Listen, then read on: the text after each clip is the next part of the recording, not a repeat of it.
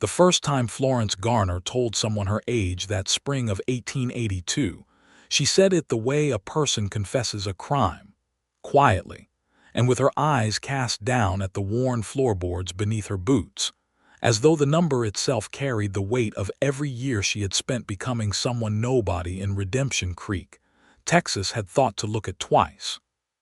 She had ridden into town on a mule named Pastor, which was a joke she had made to herself 3 years prior when she first acquired the animal, and had no one else nearby to appreciate it. Pastor was brown and ornery and slow in the mornings and fast enough to cause problems in the afternoons, and Florence supposed that made him a great deal like most of the men she had known, though she tried not to dwell on such things anymore.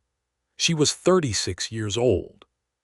She had been a schoolteacher in Missouri, a widow in Kansas, a failed homesteader in the Oklahoma Territory, and now she was a woman riding a mule named Pastor into a town that smelled of sawdust and horses and something faintly sweet from the bakery on the main road, and she was trying, with everything left inside her, to begin again.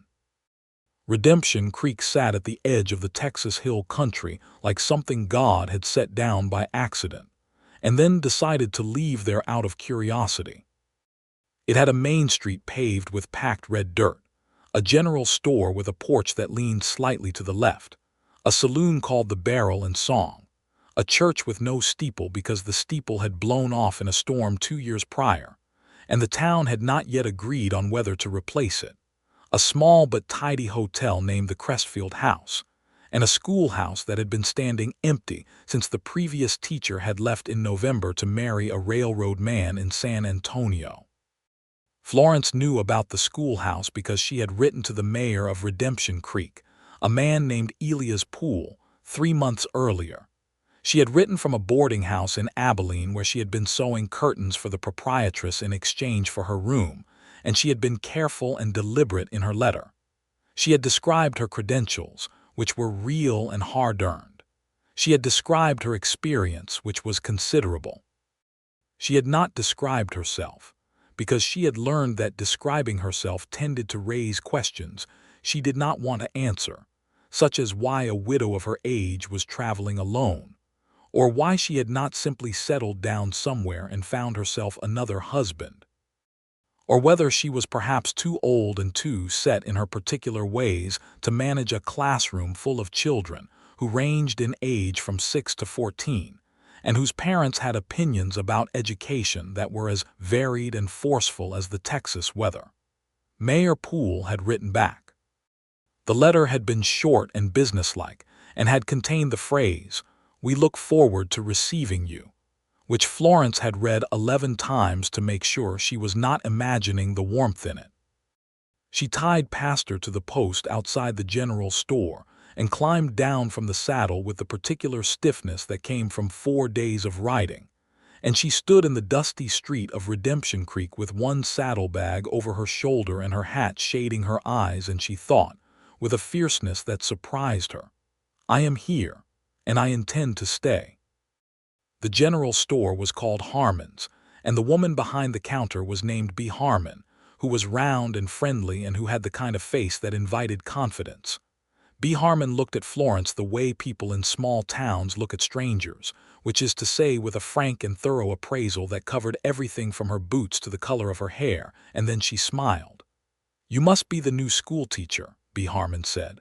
"We heard you were coming. I am B. Everybody calls me B. The hotel is 2 buildings down, and Rosie at the front desk will set you up fine. You want a piece of dried apple. I make them myself." Florence accepted the dried apple and felt something loosen in her chest, the way things do when you are welcomed somewhere you did not expect to be welcomed. "I am Florence Garner," she said. "I am very glad to be here." "How old are you, honey?"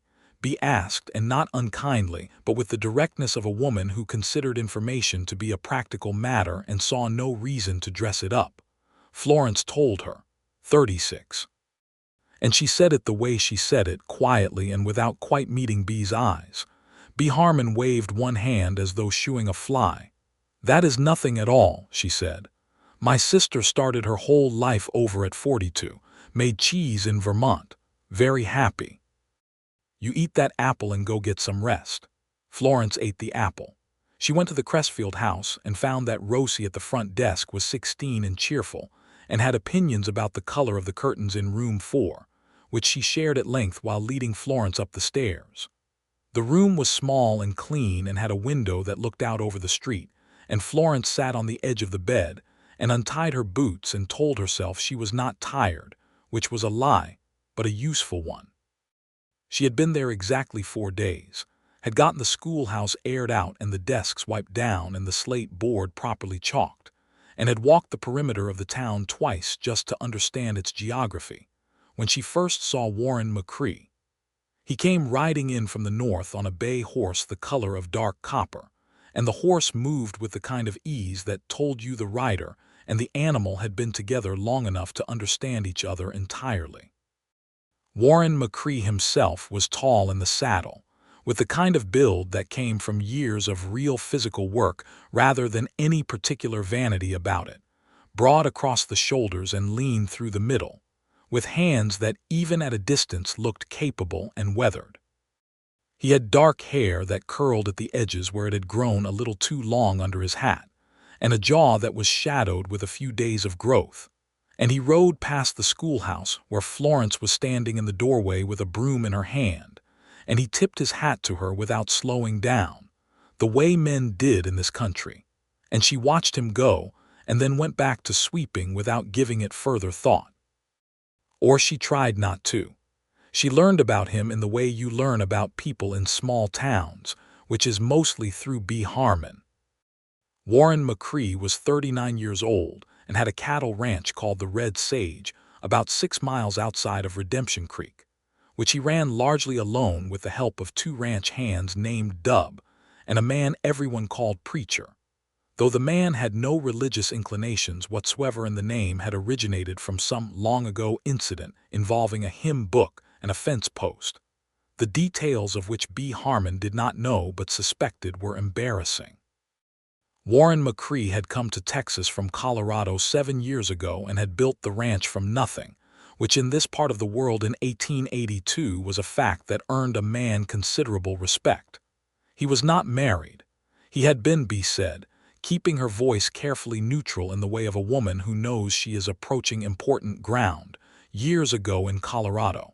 His wife had died. He did not talk about it. Florence filed this information away in the manner of a woman who has learned not to assume too much from what she is told. She did not speak to Warren McCrae for the first 2 weeks of her life in Redemption Creek. She was busy, genuinely and completely busy, which was the thing she had needed most and had not known it.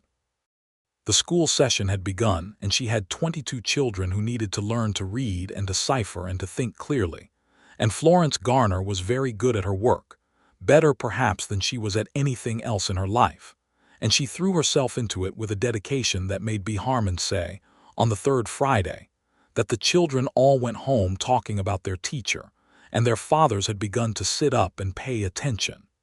It was the town meeting that changed things. The first Thursday of every month, the citizens of Redemption Creek gathered in the saloon after hours, because the church had no steeple and the schoolhouse was too small, and they discussed matters of civic importance. Florence attended because she was the schoolteacher, and the schoolteacher was expected to attend, and she sat near the back with a small notebook in her lap, because she was a woman who always had a notebook in her lap, and she listened to the discussions about the water rights dispute with a ranch upstream, about the condition of the road east, about whether the town needed a second deputy because the current deputy, a young man named Holt, had been bitten by a dog and was moving slower than usual. It was during the discussion of the water rights that Warren McCrae stood up. He was not a man who stood up for show. When he rose from his chair, the room shifted in that subtle way rooms shift when a person of genuine substance enters the center of attention, and he spoke quietly and clearly about the water rights situation, which affected his cattle as much as it affected the farms on the edge of town, and he laid out the legal precedent he had found in a book he had ordered from a bookseller in Austin, and Florence, who had expected a cowboy, and received instead something considerably more interesting. Looked up from her notebook and stared. He caught her looking. She did not immediately look away, which surprised both of them. After the meeting, he crossed the room to her with the unhurried deliberateness of a man who has decided to do something and sees no reason to make a performance of it. He held out one hand, the large, calloused, capable hand she had noticed when he first rode past. "Warren McCrae," he said, "you are the new schoolteacher." "Florence Garner," she said, and shook it. "And yes, though I prefer to simply be the schoolteacher without the modifier, the newness will wear off eventually." He looked at her for a moment. He had dark eyes, the kind that did not give away everything immediately, and they were steady and direct, and she had the peculiar sensation that he was actually listening to her, which was less common than it ought to have been. "That is fair," he said. "The book on water rights. Is it something your students could benefit from? Understanding land law?" She blinked. Of all the things she had expected him to say, that had not been among them. "That depends on the book," she said. "I will bring it by the schoolhouse," he said, "if you do not mind." "I do not mind," she said. He brought it on a Monday morning, arriving at the schoolhouse before the children did, which meant arriving before 7 in the morning, which meant he had ridden 6 miles in the early light to bring her a book on water law. And Florence tried very hard not to read anything into that while simultaneously knowing that she was reading everything into it. He handed it through the open door with a kind of casual ease that suggested the gesture was completely ordinary, and then he stood there for a moment with his hat in his hands and said, "There is a passage on page 47 about mineral rights that I thought might be useful." "I will find it," Florence said. "How are you finding Redemption Creek?" he asked. "Better than I expected," she said honestly. "Smaller, friendlier. The dust is extraordinary." "It is," he agreed. "There is more dust in Texas than anywhere else in the known world. That is not scientific, but I am fairly certain it is true," she laughed.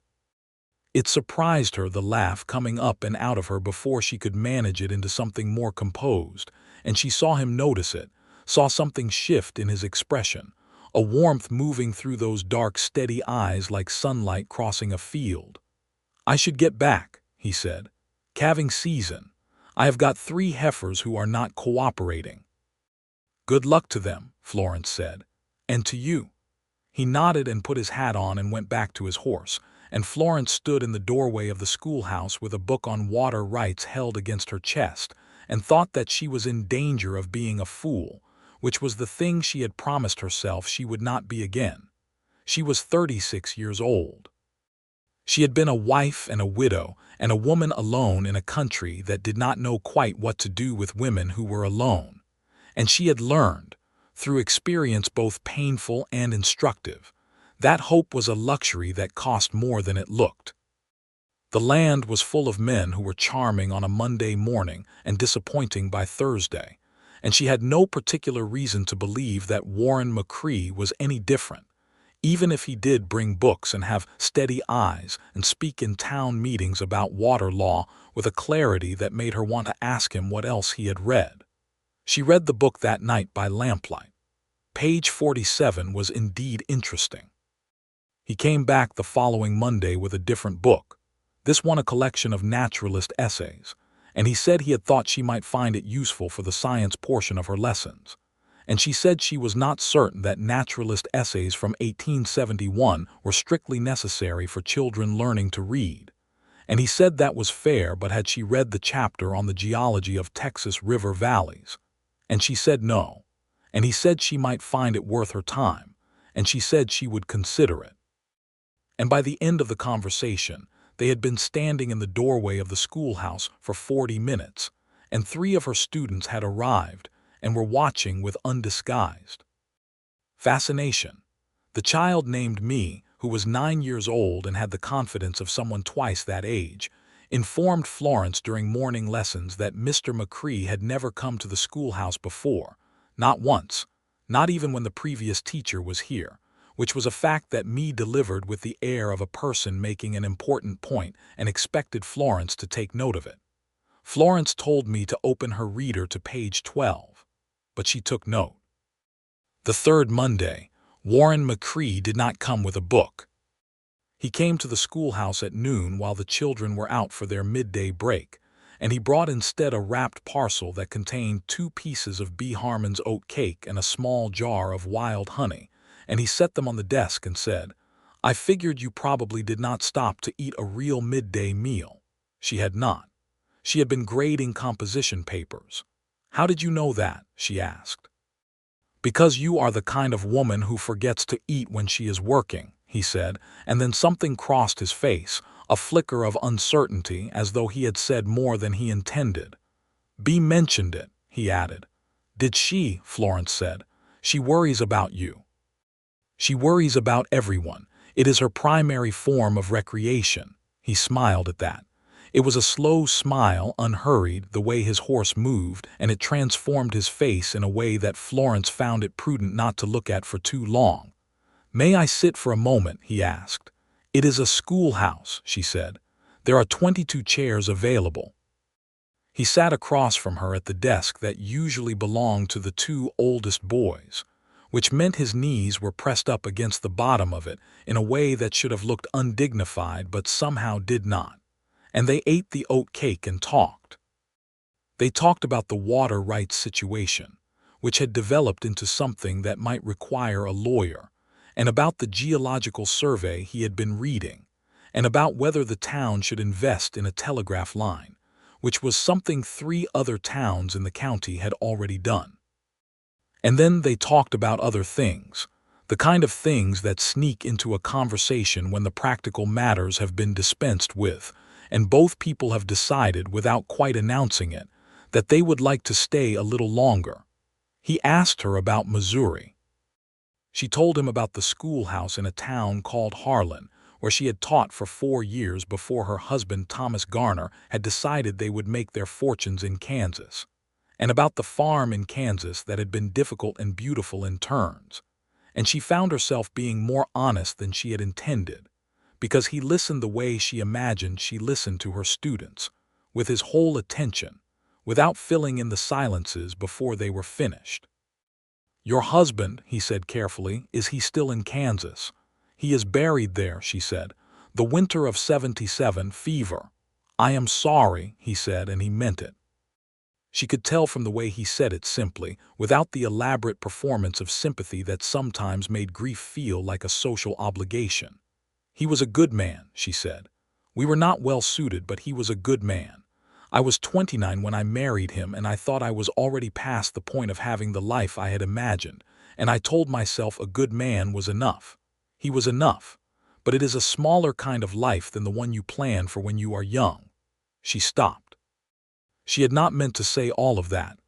"I understand that," Warren McCrae said quietly, and she believed him.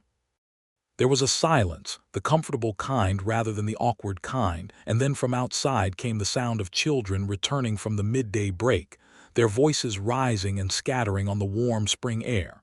He stood up, replacing his hat, and he said, "Thank you for the conversation, Miss Garner." "Mrs. Garner," she said, "technically, though I do not insist on it." "Florence," he said quietly, making it a question. "That will do," she said. He nodded and took his leave, and she watched him go out the door, and down the steps and back to where his horse was tied, and she sat for a moment before her students filed back in, pressing her fingers to her collarbone, where something warm had lodged itself, and was stubbornly refusing to be reasonable about it. The situation with the water rights reached a crisis point at the end of April.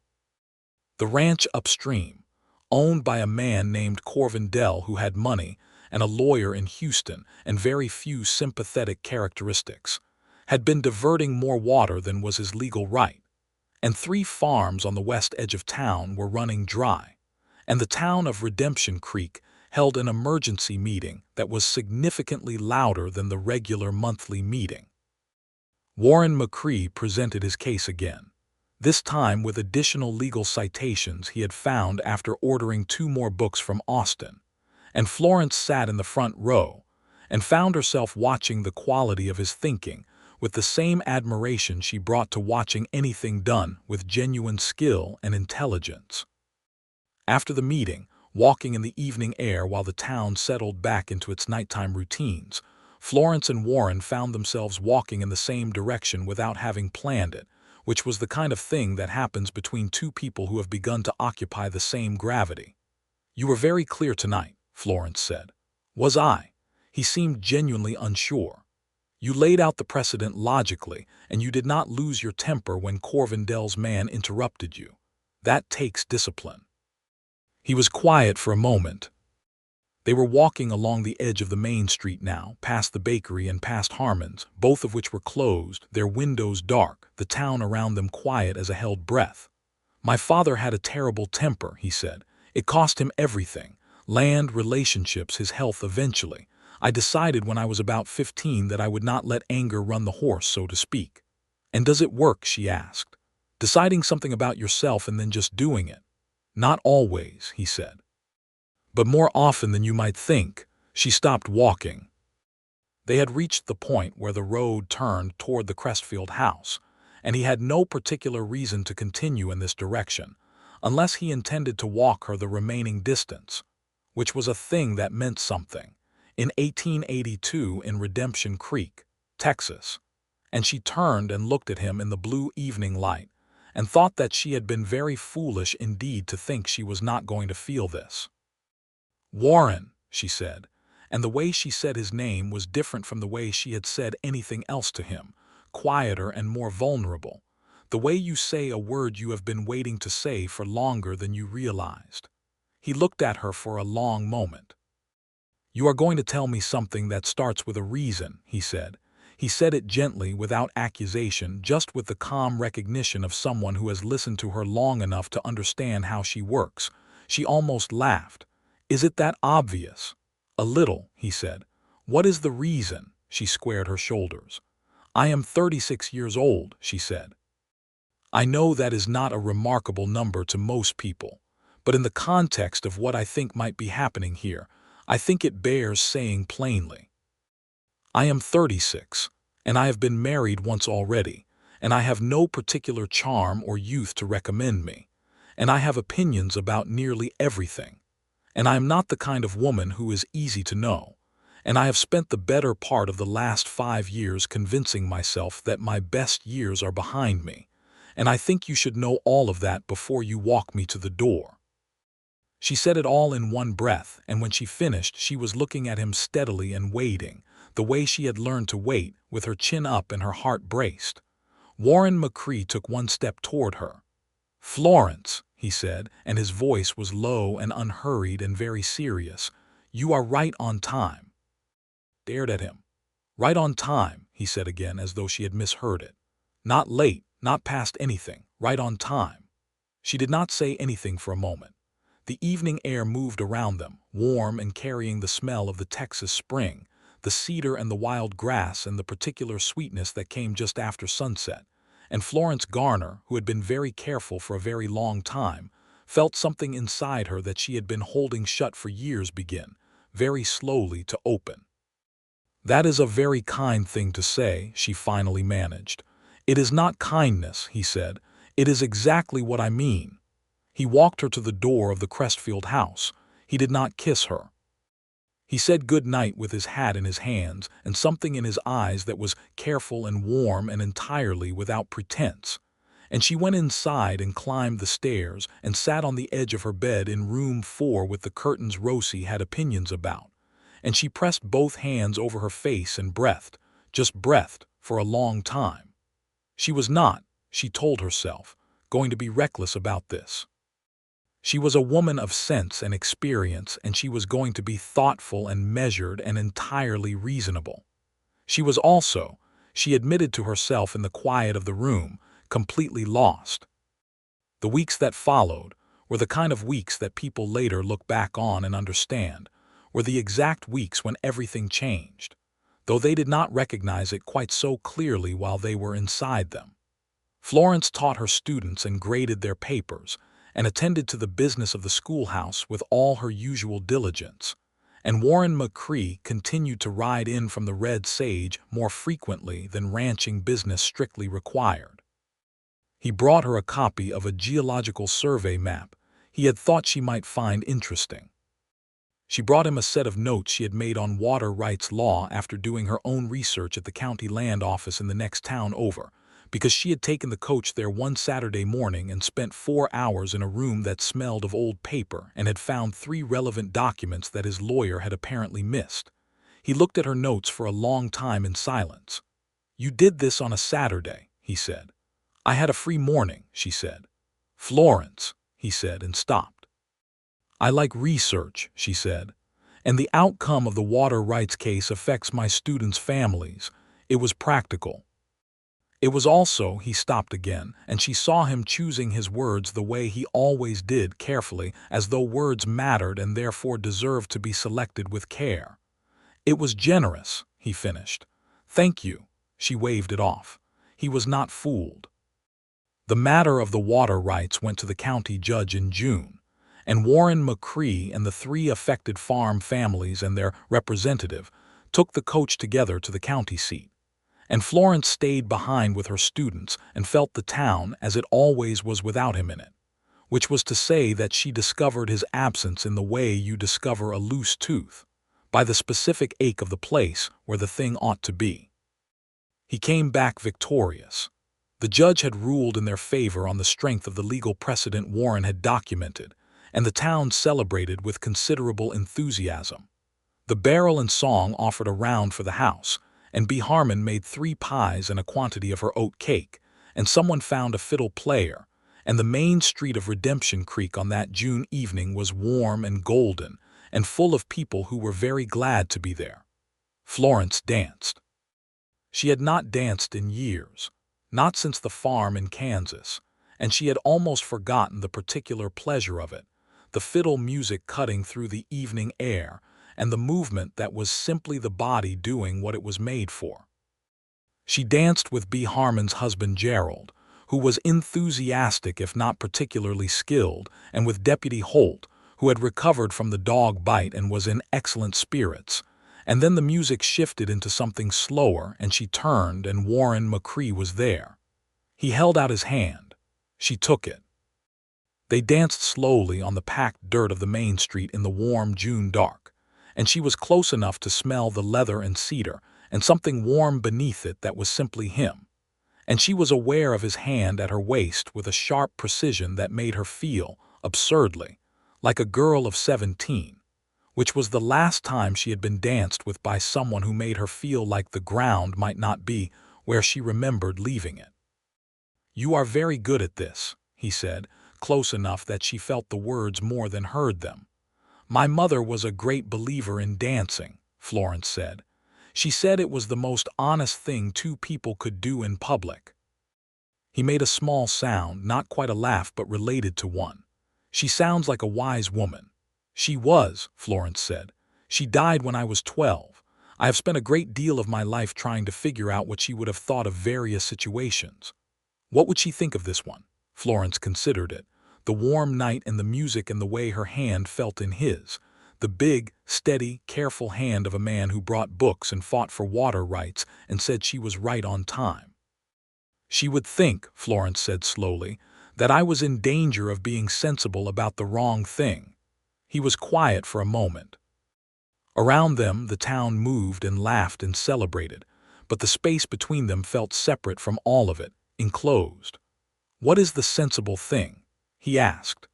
"The sensible thing would be to tell myself that I am too old to be starting over in this particular way, and that you do not know me well enough yet to know what you are suggesting, and that I have learned to rely on myself and I am not sure how to do this differently." "And the wrong thing," he said, "would be to listen to all of that and make a decision based on it when there is this instead." She looked up at him. "There is this," he said simply, and she understood that he meant everything, the dancing and the months of conversations and the water rights notes she had researched on a Saturday morning and the oat cake and the way she laughed before she could stop herself. "I am 36, she said, and this time she said it differently than she had before, not as a confession and not as a warning, but simply as a fact that she was deciding not to be ashamed of. "You are 36, he agreed, "and I am 39. And it is 1882 in Redemption Creek, Texas, and the fiddle player is very good tonight, and I would like to keep dancing with you if you do not have any objection." "I do not have any objection," Florence said. So they danced. And when the music eventually stopped and the evening began to wind itself toward its close, Warren walked her again to the Crestfield house, and this time at the door he paused and he said, "Florence," in that particular way, her name as a whole sentence, and he kissed her. It was not a long kiss, and it was not a complicated one, but it was a kiss with his whole attention behind it, careful and warm and very sure. And when it was over, she stood looking at him in the lamplight of the hotel porch and felt that she had been right, entirely and helplessly right, about being in danger. Summer in Redemption Creek was a serious thing. The heat came down on the hill country with a weight that you could feel pressing on your shoulders when you walked outside, and the sky went white at noon, and the dirt of the main street turned to a fine powder that the wind moved in small columns.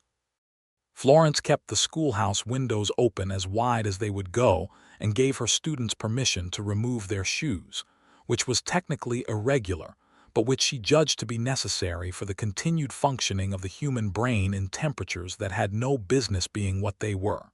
She and Warren fell into each other the way rivers fall into each other, gradually and then entirely. Sunday afternoons became theirs. She would ride out to the Red Sage with B. Harmon's permission and B's husband Gerald's willing chaperoning for the first few weeks, which was a social convention that Florence found mildly absurd given her age and history, but respected because it was the custom of the place where she lived, and she was not interested in creating unnecessary difficulties. And then as June became July and July became August, Gerald Harmon quietly stopped accompanying her and B. Harmon quietly stopped mentioning it, and Florence rode past her the 6 miles out to the Red Sage on Sunday afternoons and spent those hours in the company of a man who made the world feel larger than it had in years. The Red Sage was a working ranch, and Warren made no effort to make it look like anything other than what it was when she came to visit. There were always cattle to be seen in the distance and horses in the corral and the smell of hay and hard work. And Dub, who was short and weathered and had been Warren's first ranch hand, and had opinions about cattle that were extensive and detailed, would sometimes appear at the edge of the yard and nod to Florence with the combination of reserve and approval that constituted, she gathered, the warmest possible welcome from Dub. Preacher, whose real name Florence eventually learned was James Whitfield, was a taller, quieter man in his mid-40s who had come to work at the Red Sage 2 years after Dub, and who regarded Florence with a kind of careful interest, as though he was trying to determine something important. He came to her directly on the 3rd Sunday she visited and said, without any preamble, "Mr. McCrae is a good man, ma'am, a careful man. He has not let himself be easy about anyone in a long time." Florence looked at him. "Why are you telling me this?" "Because a good man's carefulness deserves to be met with some care in return," Preacher said. Florence considered this for a moment. "I am fully capable of care," she said. "I can see that," Preacher said, and nodded and went back to the barn. She and Warren went for long rides on summer Sunday afternoons, across the red rocky terrain of the hill country, the cedar and live oak and the occasional blinding flash of a creek in the sun, and they talked. They talked the way people talk when they have found someone who can keep up with them, ranging widely, about books and about law and about the nature of the country, and about the people in Redemption Creek and about the past. Not carelessly about the past, but with the kind of honesty that grows between people when they have decided to trust each other. He told her about his wife. Her name had been Clara, and she had died of a fever in Colorado 7 years ago, not a year after their marriage. She had been 24, he told Florence, and bright and brave, and had loved the mountains with a devotion that Florence recognized as the devotion she herself felt for learning, total and defining. He had been 32 when Clara died, and he had been, for a significant time after, the kind of man who functions rather than lives, doing the necessary work of each day without asking what it was for. "And then you came to Texas," Florence said. "And then I came to Texas," he agreed. "The red sage was mostly rocks and ambition when I found it. I think that suited me at the time, something that needed building. And now it is a working ranch with 2 capable men and 300 head of cattle and a schoolteacher who comes on Sundays and argues with me about natural philosophy," he said. "I do not argue," Florence said. "You disagree with great confidence and considerable evidence," he said. "In my experience, that is a form of argument." "In your experience," she said. "Limited though it may be," he said, smiling. She loved his smile. She had stopped trying not to notice it. It came infrequently enough that, when it appeared, it felt like a particular event, something worth paying attention to. "Warren," she said, one afternoon in late August when they had stopped at the top of a cedar-covered hill and could see the whole of the valley below them, the range stretching out in shades of brown and gold and the distant glint of a creek. "Do you think about the future?" "What part of it?" he asked. "The general shape of it," she said. "What it looks like, what you want from it." He was quiet for a moment. His horse moved slightly beneath him, and he steadied it with the automatic ease of a man who has been riding so long it is simply an extension of thought. "I want the ranch to keep running," he said. "I want to see the hill country in the spring for as many years as I can manage it. He stopped. "What?" she said. "I want Sundays," he said, looking at her. "That is the part of the future I am most interested in, a long run of Sundays." Her heart did a thing that she had by this point given up trying to control. "With me specifically," she said, wanting to be clear, wanting there to be no confusion between them. "With you specifically," he said. "Warren McCrae," she said, "are you in the general vicinity of proposing something?"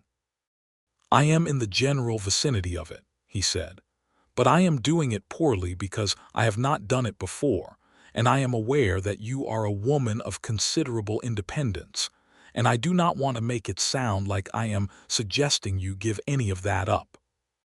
"What if I said," Florence said carefully, "that I have had independence by necessity rather than preference, and that I would not object to someone to share it with, provided that person understood that I am always going to have opinions about natural philosophy?"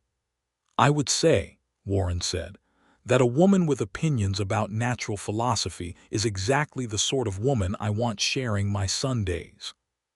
"Then," Florence said, "perhaps you should finish being in the general vicinity of proposing something."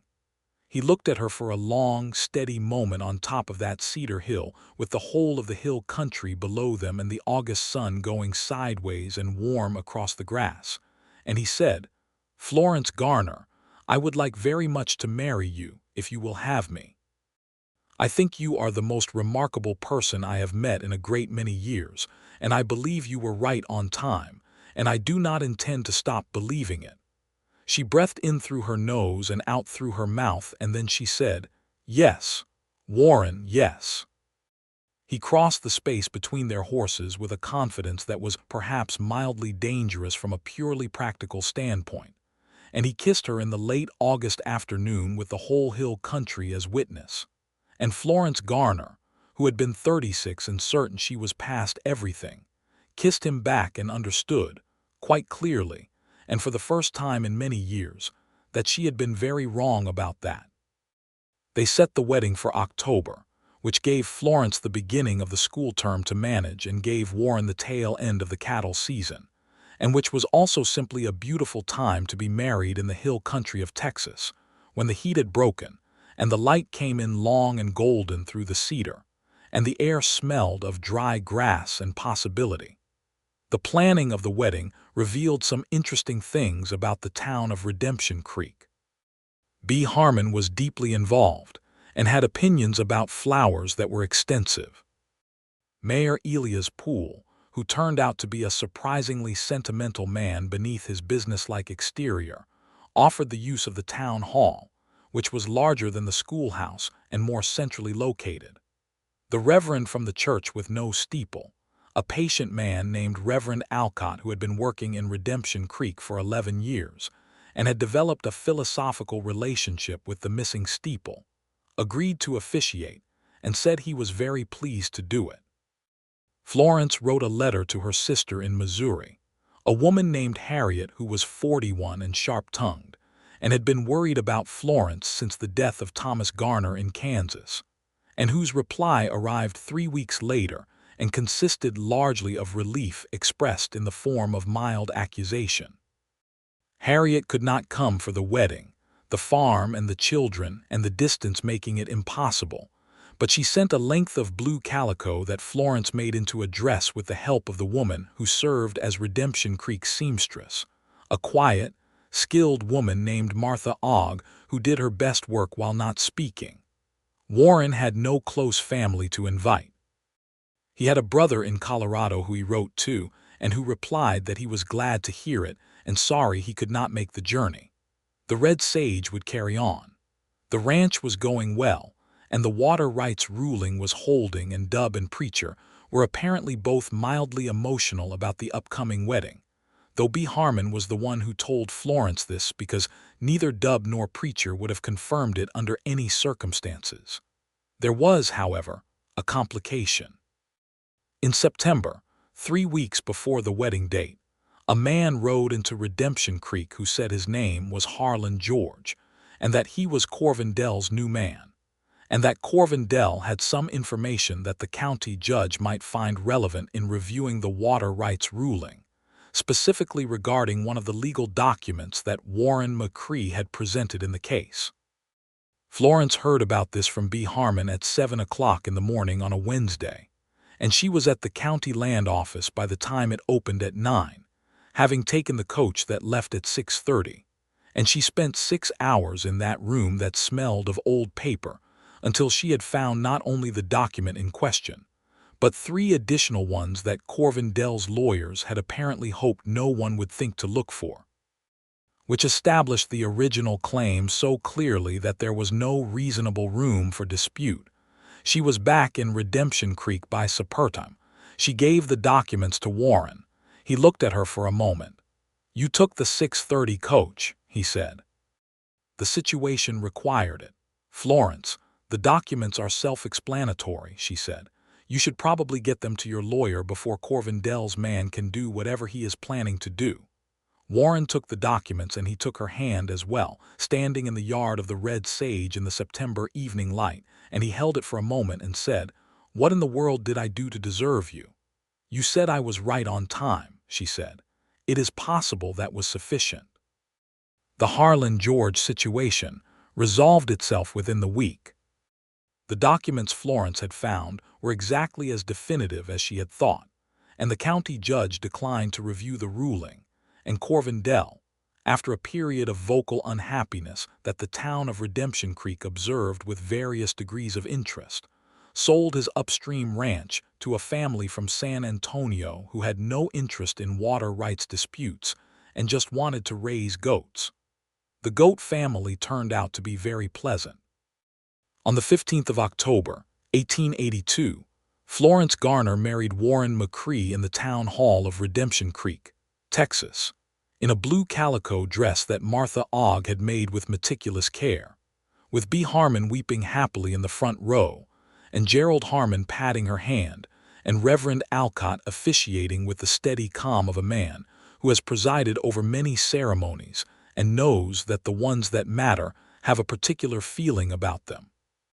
Dub stood in the back with his hat pressed to his chest, and his expression that of a man enduring something emotional, but managing to hold together. Preacher stood next to him and was, Florence noted with considerable pleasure, also having a complicated moment. The children of the schoolhouse had made a banner. It said, "Congratulations, Miss Garner and Mr. McCrae," in large, uneven letters, and was decorated with drawings of horses and flowers, and one drawing that appeared to be of Pastor the mule, which Florence suspected was from me, who had met Pastor on one occasion, and had given him an oat she found in her pocket, after which the two had shared a moment of genuine mutual regard. Florence stood before Reverend Alcott with Warren beside her, and she did not cry, because she was not a woman who cried easily, but her voice was not entirely steady when she spoke her vows, and she was glad of that, glad that her voice showed what she felt, because she had spent too long being steady about things that deserved a little less steadiness. Warren's voice was perfectly calm. He said his vows with the same careful deliberateness he brought to everything, as though each word was chosen and meant. And when he got to the part about all his days, he looked at her in the way he looked at her when she had said something that he was genuinely listening to with his whole attention, nothing held back. She was his wife. He was her husband. They were married in the town of Redemption Creek on a golden October afternoon, and then they ate B. Harmon's pie and danced on the main street again. And this time, Florence danced every dance with Warren and did not care at all who saw it. The Red Sage became her home. The transition was not without its adjustments, because Florence was a woman who had lived alone for 5 years and had particular ways of doing things and opinions about where objects should be placed, and Warren was a man who had been a bachelor for 7 years and had developed his own comfortable habits, and they navigated each other's particularities with the combination of humor and goodwill that is the only thing that makes cohabitation workable. She reorganized the books on the shelf in the front room, which took her an afternoon, and which Warren observed with the expression of a man wisely keeping his thoughts to himself. He continued to wake before 4 in the morning for ranch work, which required Florence to adjust her sense of what constituted a reasonable hour, though she managed it. She continued to teach. She rode past her into town each morning and taught her 22 students and came back in the late afternoon, and this was a thing that Warren never once questioned or suggested was anything other than completely right, which was a thing she had been prepared to argue about and was a little surprised not to need to. "You are good at it," he said once simply. "Why would I want you to stop?"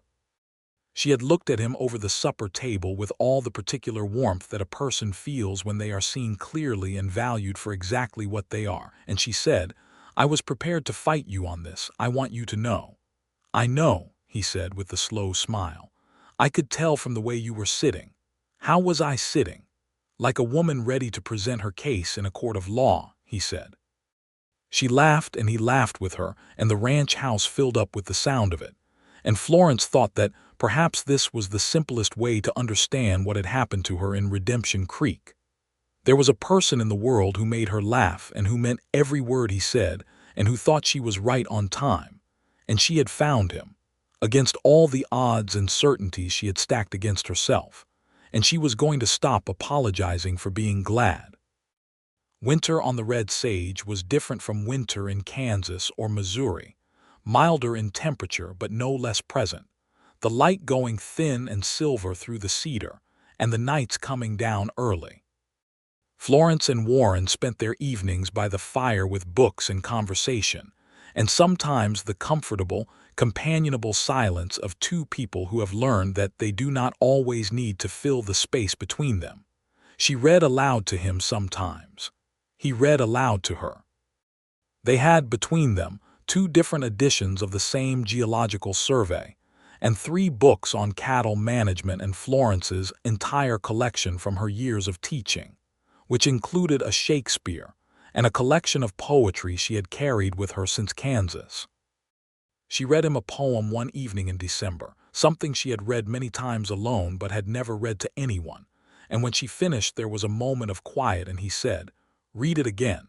And so she did, and he listened with his eyes closed and the firelight moving across his face, and she thought that she had not known, she genuinely had not known, that life could feel this much like itself.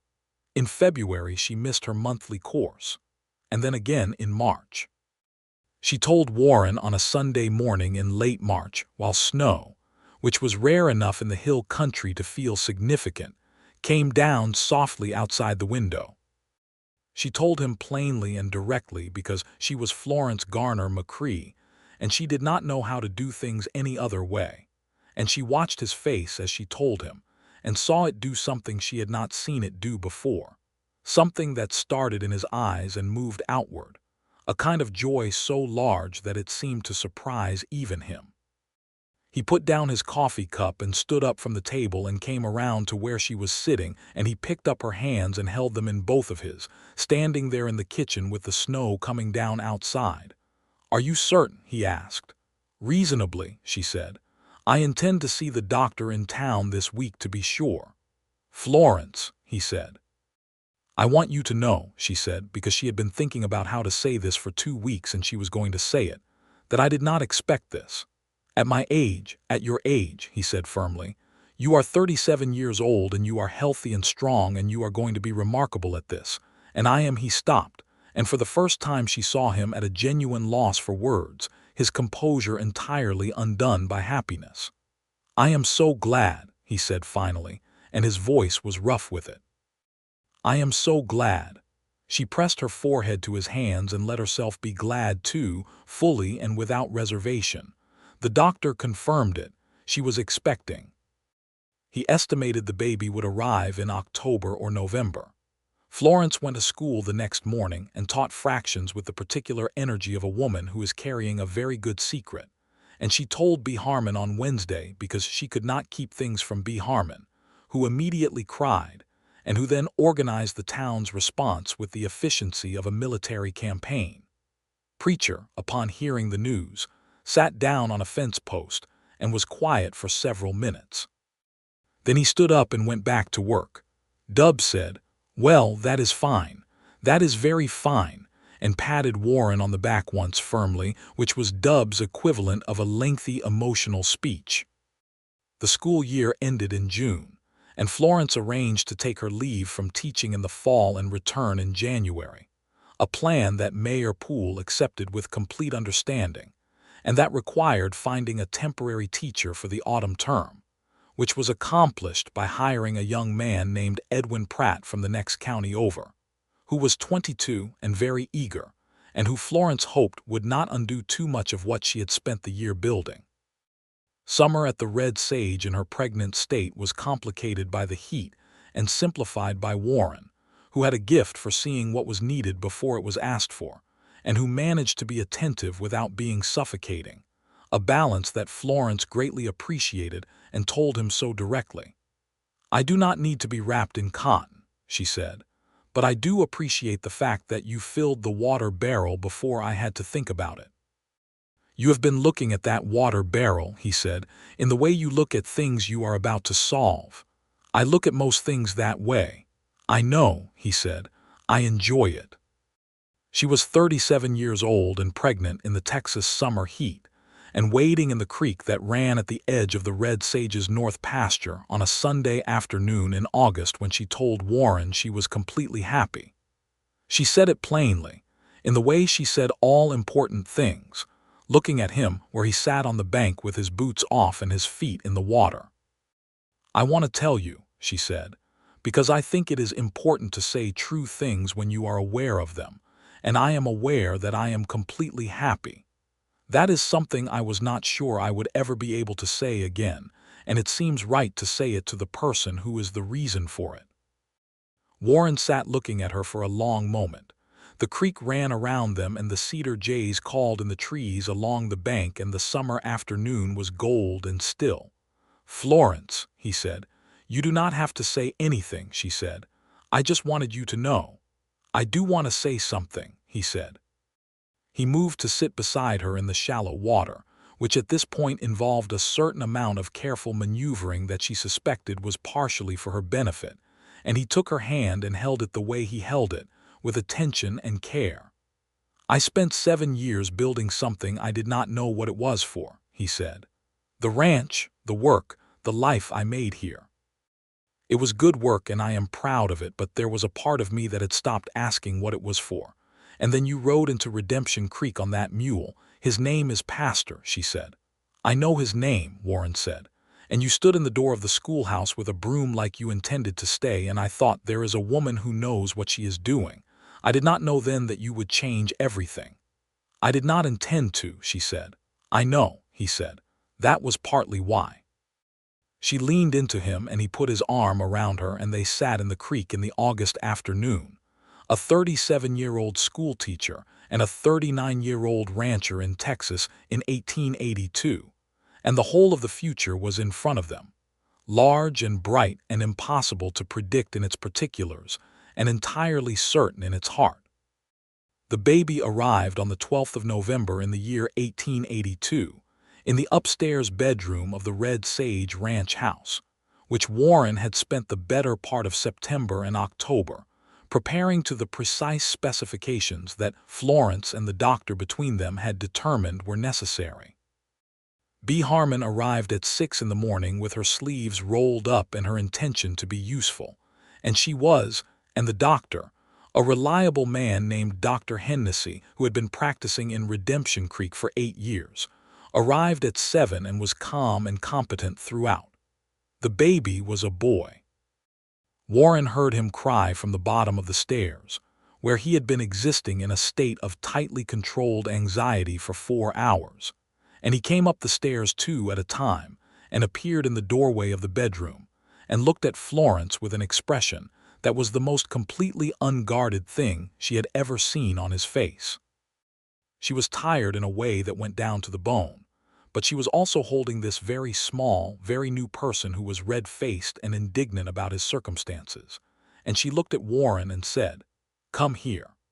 He crossed the room and sat on the edge of the bed and looked at his son with the expression of a man encountering something entirely beyond the reach of his previous experience, and finding that it is not frightening, but is in fact the most extraordinary thing in the world. "He looks like he has opinions," Warren said. "He has my genes," Florence said. "He almost certainly does." She let Warren hold him and watched Warren hold him, and decided that this was the image she would keep from this day above all the others. Her husband and her son, in the lamplight of their bedroom, with the hill country November pressing cool and quiet against the window, and Warren McCrae's face entirely transformed by something larger than anything he had known how to make room for before now. They named the boy Samuel. Samuel Thomas McCrae, the Thomas for Florence's first husband because she thought Thomas Garner deserved to be remembered, and Warren agreed without hesitation, which was another moment in a long list of moments that made Florence understand she had married the right man. Samuel Thomas McCrae was loud and demanding, and had from his first days an expression of focused intensity when he was trying to work something out that B. Harmon said was exactly Florence's face in miniature, which Florence found enormously satisfying. Florence returned to teaching in February as she had planned, leaving Samuel in the mornings with a woman from town named Dolers, who had raised 6 children of her own and approached Samuel's care with the calm competence of a general managing a familiar campaign. Warren rode Florence into town most mornings on the bay horse, with her beside him, the two of them moving through the early morning hill country light while Samuel stayed safe and well at the Red Sage. And this was a new arrangement in a life that had been rearranging itself for the better for over a year now. Her students were glad to have her back. Edwin Pratt, the temporary teacher, had done competent and conscientious work, and she found the class largely where she expected them, perhaps a little behind in composition and a little ahead in mathematics, which told her something about Edwin Pratt's interests. She settled back into the classroom with the ease of someone returning to a native language, and the children settled around her, and within a week it was as though she had not been away at all. Me, who was now 10 and had graduated from focused observation to considered commentary on everything around her, told Florence on the first day back that Samuel was lucky to have a mother who knew a lot, and Florence thanked her gravely and set her to reading a passage on American geography. The seasons turned, Samuel grew. He passed from the red-faced, indignant stage into a stage where everything was interesting and worth examining, which was a stage that Florence found deeply relatable, and which Warren watched with a quiet delight that was one of the more beautiful things Florence had seen in her life. Samuel reached for Warren's face with both hands one evening, sitting on the kitchen table being held at arm's length so that his father could look at him properly, and Warren let him, and the boy held his father's face between his small, determined hands and examined it with scientific thoroughness, and Florence had to look away for a moment to compose herself. By the time Samuel was a year old and walking, which he did with the particular confidence of someone who has decided that walking is a solved problem and does not understand why everyone made such a fuss about it, Florence was expecting again.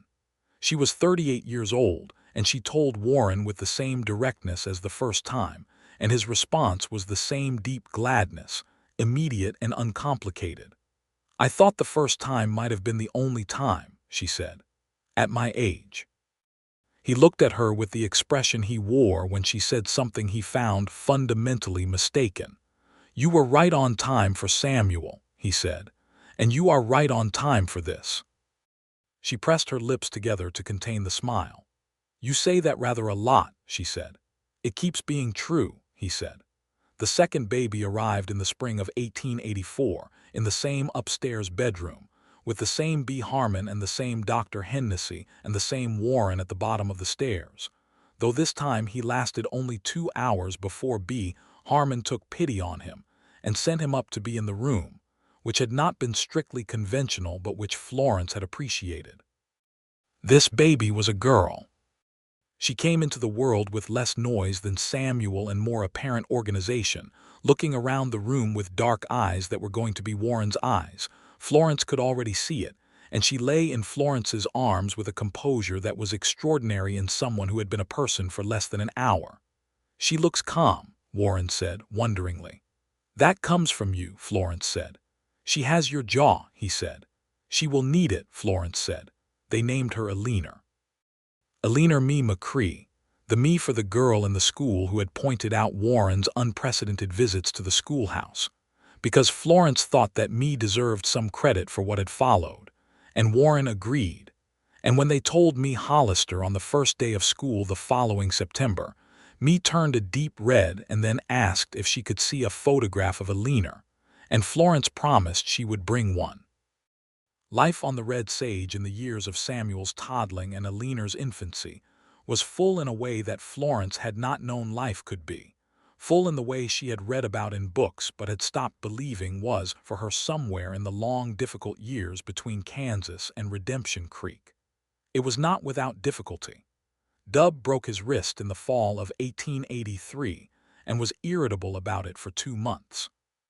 The drought of 1884 was hard on the range and required careful management and some painful decisions about the herd. There were times when Florence was exhausted in the way that women with young children and demanding work are exhausted, a bone-level tired that had to be managed carefully or it could become something heavier. But Warren was there. That was the constant. He was there in the early mornings and in the evenings and in the hard moments and in the easy ones, and he continued to be exactly what he had always been. Steady and listening and present in a way that Florence had learned was not universal, but was his particular quality, the thing that made him who he was. They disagreed sometimes, because Florence had opinions and Warren had convictions, and occasionally these found themselves in the same territory. But they argued the way people argue when they respect each other, which is to say with the argument and without contempt, and they generally came to something that was better than either original position. He still brought her books. He had never stopped. There was always something on the table when she came in from school, a pamphlet he had found interesting, a letter from the bookseller in Austin with a new catalog, a page torn from a newspaper about some development in land management or natural science that he had thought she might want to discuss. She had built shelves in the front room, 3 of them, and they were full by the end of the first year, and she had to build more, which Warren did on a Saturday in October with the kind of careful woodworking that was another of his apparently endless competencies. "What else do you know how to do?" she asked, standing in the doorway watching him fit the shelves together. "Various things," he said, specifically. "I can shoe a horse, as you know. I can build reasonable furniture. I can read a survey map. I can cook 3 things well and several things passably. I can calculate interest on a loan faster than most bank clerks I have encountered. I can identify 43 species of Texas birds by sight and most of them by sound. He set the last shelf in place and stood back to look at it. I can tell when you are working something out even when you are not talking. She looked at him. What am I working out right now? She said. Whether the shelves are level, he said, and whether you should teach your students about the 43 species of Texas birds. Both of those, she said, are correct. He handed her the level and went to put the tools away, and she checked the shelves and they were level, all of them, because of course they were. Samuel was 3 and Alina was 1 in the spring of 1885, and Florence was 39 years old and teaching school and raising children and running a household and managing, with Warren's partnership, the considerable business of the Red Sage, which had grown to 420 head of cattle and now had a third ranch hand. A young man from San Antonio named Cruz Morales, who was 22 and efficient, and had made the decision to come north looking for work the previous year. Cruz was capable and hardworking and got along well with both Dub and Preacher, and the addition of him to the ranch's operations made a difference that Florence could see in Warren, a slight easing of the load, the kind that accumulates invisibly until someone helps lift part of it. Cruz had come to the hill country at a time when Mexican families who had been in Texas for generations were navigating a landscape made complicated by the shifting politics of land and law, and Florence was aware of this with the clarity of someone who paid attention to such things. She made it a point to learn enough Spanish to speak with his mother, who wrote him letters that Cruz sometimes asked Florence to help him read in return, because his own reading was functional but she was faster and more fluent. She taught him in the evenings on the porch when the day's work was done, and Warren sat nearby and read and occasionally helped, and she thought that this was one of the things she was most glad of, that the life she had made was large enough to do this kind of small good. The summer of 1885 was beautiful in the way that Texas summers are occasionally beautiful, which is to say the heat was present but not punishing, and the rain came at the right intervals, and the range grass was high and good.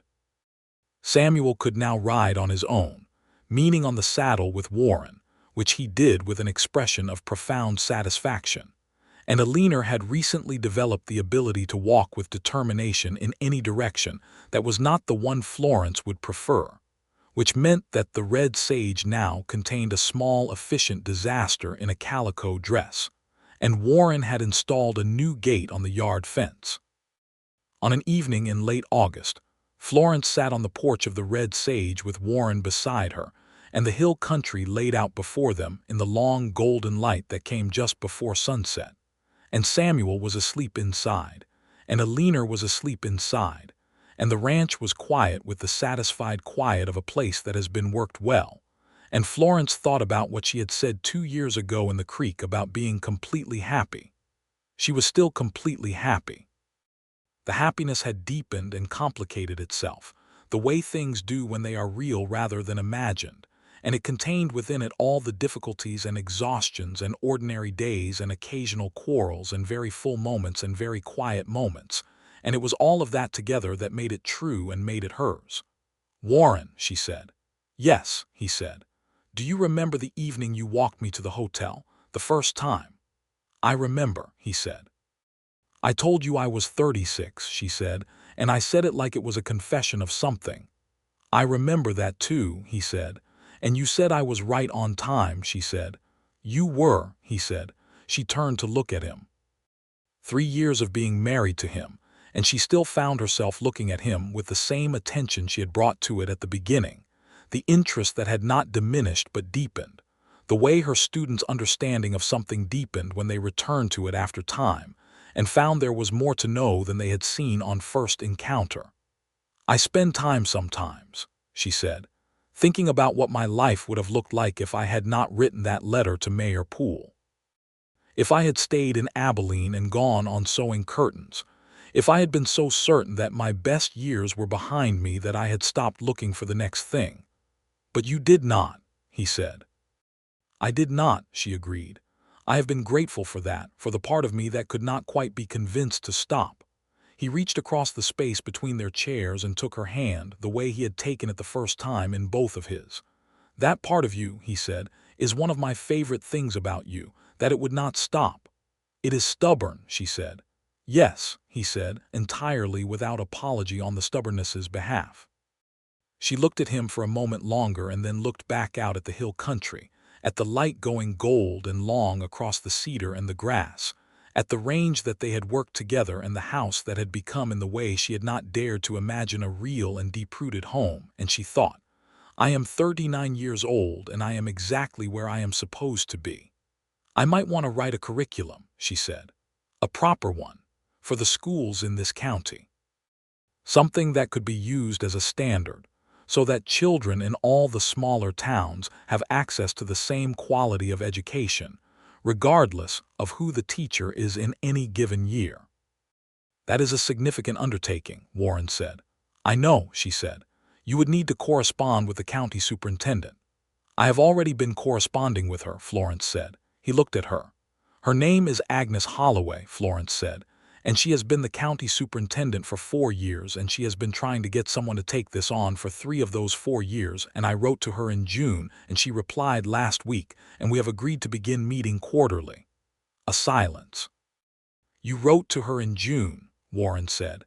"I wanted to know if it was feasible before I mentioned it," Florence said. "I have learned not to mention things until I know they are feasible." "That is," Warren said with a slow smile, "very like you." "I know," she said. "Are you objecting?" "I am not objecting," he said.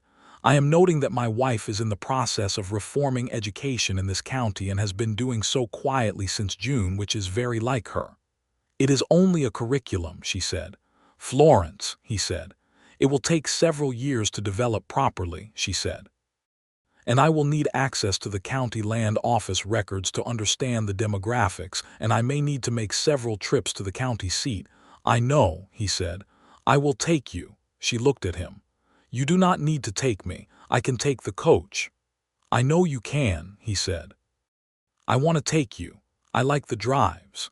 She thought about objecting on principle and then decided against it, because she liked the drives too, the 2 of them in the wagon on the county roads with the hill country rolling past, and the conversation that ranged everywhere, and she was not going to refuse something she wanted on principle. "All right," she said. He squeezed her hand and let it go and picked up the book he had been reading, and Florence sat in the warm August evening and thought about the curriculum, and about Agnes Holloway, and about the 22 children who had become 31 children in the 3 years she had been teaching, because families had come to Redemption Creek partly, B. Harmon said, because word had gotten around about the schoolteacher, and Florence thought that was perhaps the accomplishment she was most proud of in a life that was, against all her former predictions, quite full of things to be proud of. The curriculum took 3 years. Florence worked on it steadily through 1886 and 1887, meeting quarterly with Agnes Holloway at the county seat, corresponding with teachers in 4 counties, making notes and revisions and more notes, doing this in the evenings after the children were asleep and on weekend mornings, and in the particular hour after school when the classroom was quiet and she could think clearly. Warren read drafts of it and offered the same quality of attention he offered everything she said, careful and genuine and specific, and his comments were consistently useful, which she told him once with a kind of wondering appreciation that made him look at her as though she had said something puzzling. "Did you expect them not to be?" he asked. "I expected them to be encouraging," she said. "Men's comments on women's work are often encouraging rather than useful. Yours are useful." "Your work deserves useful comments," he said simply. She adopted this into the lexicon of things she knew about him, along with the steady hands and the slow smile and the Texas bird species and the way he listened. Samuel started school in 1888, which was the year Florence was 42 and Samuel was 5. There was a brief discussion about whether it was strange for him to attend the school where his mother taught, which Florence resolved by making clear that Samuel would be treated exactly as any other student, with no particular favor and no particular scrutiny, and that if anyone had concerns about this arrangement, they were welcome to discuss them with the school board. No one had concerns, or if they did, they decided not to discuss them with the school board. Samuel was a good student with a tendency to ask questions that went sideways from the lesson in interesting directions, which Florence recognized as the quality she had been told she possessed as a child, and which she addressed with the same patience she had hoped her own teachers had possessed. Alina started school 2 years after Samuel, in 1890, and she was everything her composure as an infant had suggested she would be, deliberate and thorough, and extremely organized in her thinking. And she and Samuel were almost immediately the two students that Florence had to challenge the most to keep occupied, which she found both entirely predictable and enormously satisfying. Warren watched their children with the same particular attention he watched everything, and Florence would sometimes find him standing in the door of the schoolroom after the other students had gone, watching Samuel and Alina puzzle over something she had set them, and his expression in those moments was one that she had never been able to fully describe, except to say that it contained something very large held very quietly. The curriculum was completed in the spring of 1888 and submitted to the county superintendent, and then to the State Education Board in Austin, and Agnes Holloway wrote Florence a letter so warm and thorough in its praise that B. Harmon, who Florence showed it to because she needed to show it to someone, cried for 6 minutes, and then insisted on making a celebration pie. The curriculum was formally adopted for use in 9 schools across 2 counties in the fall of 1889. Florence was 43 years old. She stood in the kitchen of the Red Sage reading the letter from the state board, and Warren came in from the yard and saw her face and said, "Tell me," she told him. He crossed the kitchen and took her face in both his hands, the large, calloused, capable hands, and he kissed her forehead and then looked at her for a moment and said, "Florence Garner McCrae, you are the most extraordinary person I have ever had the privilege of knowing." She pressed her hands over his and held them there for a moment and said, "I had a great deal of help." "From whom?" he said. "From a cowboy," she said, "who told me I was right on time." He smiled, the slow and total smile that she had been collecting for 8 years and still found as significant as the first time. "You would have gotten here anyway," he said. "That was always going to happen." "Maybe," she said. "But it would not have felt like this without you." He held her, and she held him in the kitchen of the Red Sage on a spring morning in 1889, with the hill country outside the window and their children asleep upstairs, and the careers of their respective long lives laid out behind and before them. And Florence Garner McCrae, who was 43 years old and had once been quite certain she was past everything worth having, thought that she must have always been moving toward this kitchen and this man and this life. And that perhaps he had been right all along, right on time, right on time. The years that followed were the years of a life deeply and fully lived.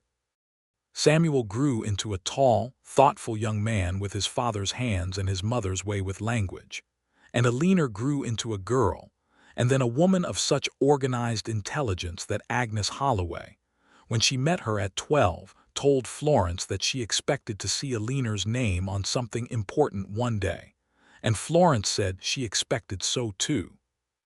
Dub retired from the Red Sage in 1892. When his arthritis had become a conversation he was tired of having, and Warren gave him a small house in town, and a pension that was more than Dub thought he deserved, and considerably less than Florence thought he deserved. Preacher stayed on, and Cruz Morale stayed on and became in time the foreman of the Red Sage, managing the expanded operation with a competence and loyalty that made Warren tell him once directly that he did not know what he would do without him, which was a speech of considerable length for Warren, and which Cruz received with the dignified appreciation of a man who knows his worth and is glad to have it acknowledged. B. Harmon continued to make oat cake and to worry about everyone, and to be the warm and practical heart of Redemption Creek, and Gerald Harmon continued to let her, which was its own form of love. Reverend Alcott finally replaced the church steeple in 1891, after a particularly productive fundraising effort organized by Florence and Be Together, and the steeple went up on a Saturday in October with most of the town watching, and Warren McCrae among the men who helped raise it. Florence continued to teach until 1895, when she was 49 years old and the school had grown enough to require a second teacher, and she was able to hire a young woman from Austin named Clara, which was a coincidence of naming that gave Warren a moment's pause, and then, because he was the man he was, made him simply say that it was a good name, and he was glad someone worthy of it had turned up. Florence handed over her classroom with all the care and deliberateness she brought to everything, spending 3 months working alongside Clara to ensure that her students' education would continue without interruption, and then she devoted herself to the curriculum work full-time, which had expanded to include a teacher training program that she and Agnes Holloway had been developing for 2 years. The Red Sage prospered. Texas changed around it. The railroad came through closer to Redemption Creek in 1891, and the town grew, and some things about it became less simple, and some things became easier. And through all of it, the ranch endured, and the McCrae household endured with it, anchored in the particular way of things built carefully and tended honestly. On the evening of Florence and Warren's 15th wedding anniversary, in October of 1897, when Florence was 51 years old, and Warren was 54 and their children were 15 and 13, and growing so fast that Florence sometimes looked at them and felt the strangeness of time as a visceral thing, Warren took her back up to the top of the Cedar Hill, where he had proposed to her on horseback in August of 1882. They went on horseback, because they both still rode, and it took longer than it had 15 years ago, and they both knew better than to make particular note of this. And when they reached the top, the hill country was laid out below them in the October light, the same gold and the same cedar and the same blinding flash of the creek in the sun. And Florence looked out at it and felt something move through her that was both old and new at once, a current of everything that had been and everything that was.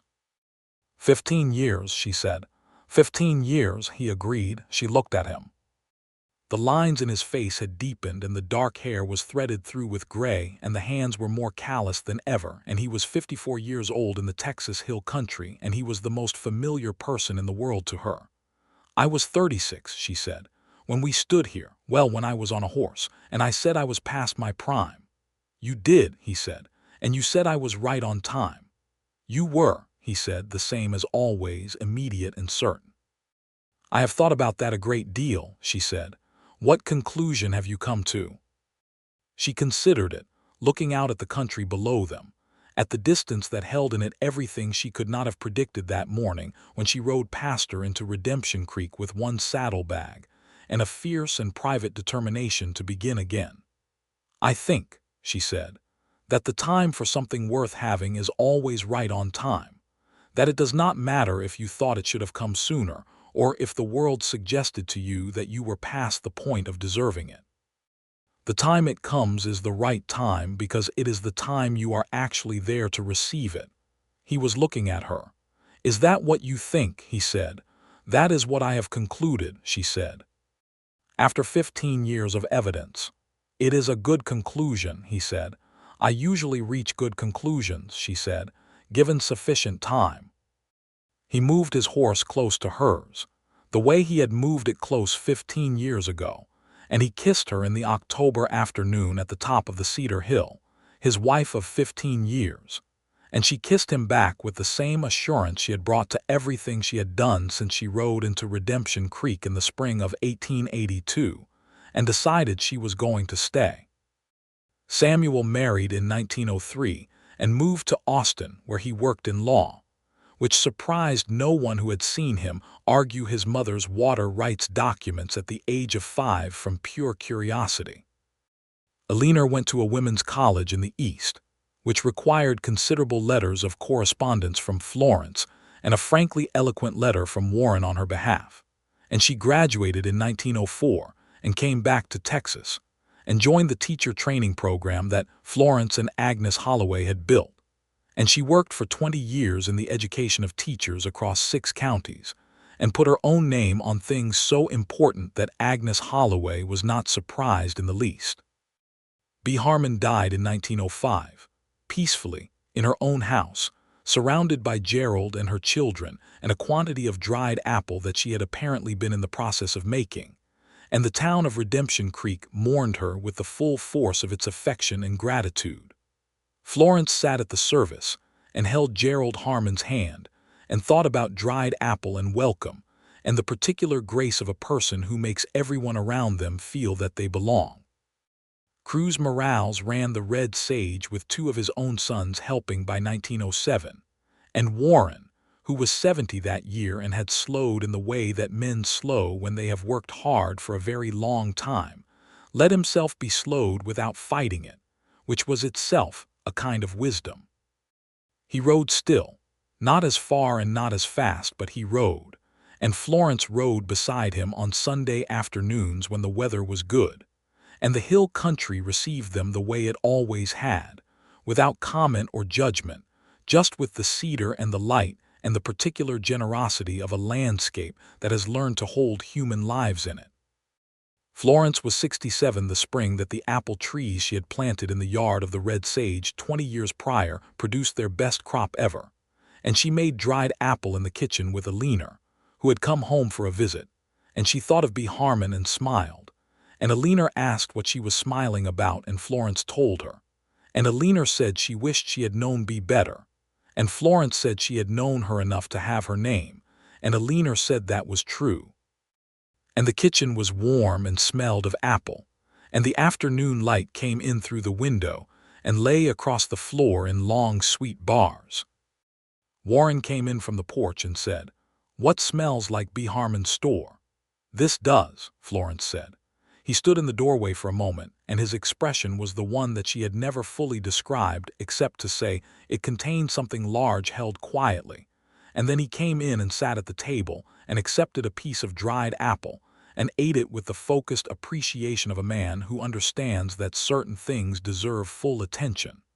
They had been married for 25 years.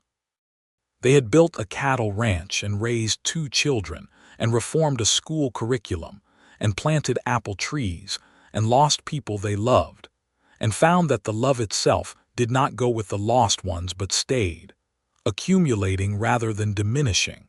And they were in their kitchen on a spring afternoon in the Texas hill country, and there was nowhere else in the world that either of them wanted to be. Florence sat across from him at the table, and they looked at each other, the way they still did, with the full attention that had always been between them from the first town meeting when she had looked up from her notebook and he had caught her looking. "You were right," she said, because she had been saying it in various ways for 25 years and intended to go on saying it. "About which thing?" he said. "About all of it," she said, "but specifically about the time." He smiled, the slow smile still. "I know," he said. She reached across the table and put her hand over his, and his fingers curled over hers, and the Red Sage held them the way it always had, and the hill country held the Red Sage, and the spring afternoon held all of it in its long gold light.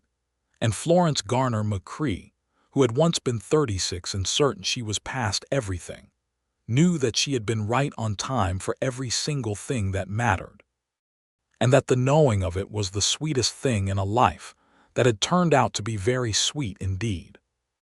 Outside the window, the apple trees were in bloom, white and extravagant against the Texas sky, and the cedar jays called in the old familiar way, and Redemption Creek lay 6 miles down the road where the schoolhouse still stood, and the church had a steeple, and people still remembered the teacher who had ridden in on a mule one spring and changed the shape of things. And Warren McCrae held his wife's hand in the kitchen of the Red Sage, and the world was, in all the ways that counted, exactly as it should be.